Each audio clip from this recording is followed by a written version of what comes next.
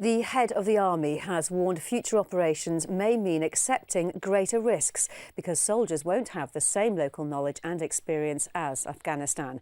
Chief of the General Staff, General Sir Peter Wall, was giving a keynote speech in London, setting out his vision for the future of the army.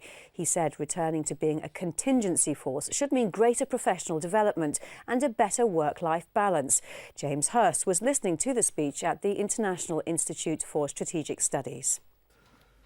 General Wall is leading the army at a time which he acknowledges is seen by many as a strategic crossroads. His tasks to reshape the service include ending the combat mission in Afghanistan by 2015, designing and delivering a new, smaller army of 82,000 regulars by 2018. That will also mean supporting thousands of soldiers returning to civilian life. But the result, he says, after more than 10 years constantly fighting campaigns, the army moves to a contingency posture, being ready for the unexpected. This change isn't new. We're reverting to our pre-2004 posture. But it is unfamiliar to all of our young people who've joined their regiments since those days. So after a decade focused on the deserts of Iraq and Afghanistan, a return to wider, more general training for soldiers.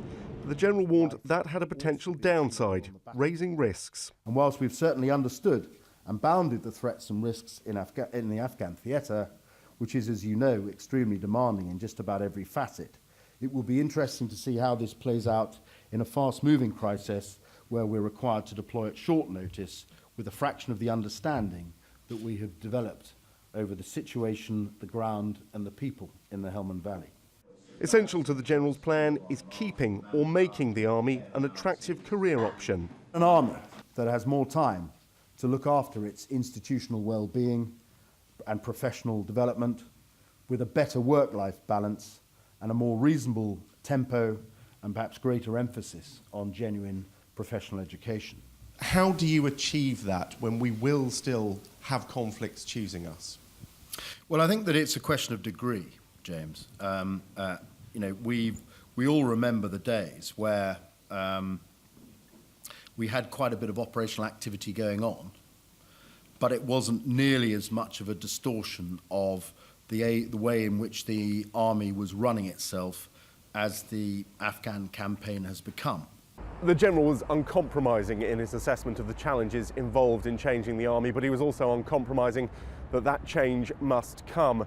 As the bulk of the thinking comes to an end and the changing starts in earnest, he was also clear they must be ready for the unexpected and ready to adapt to it. James Hurst, Forces News at the International Institute for Strategic Studies.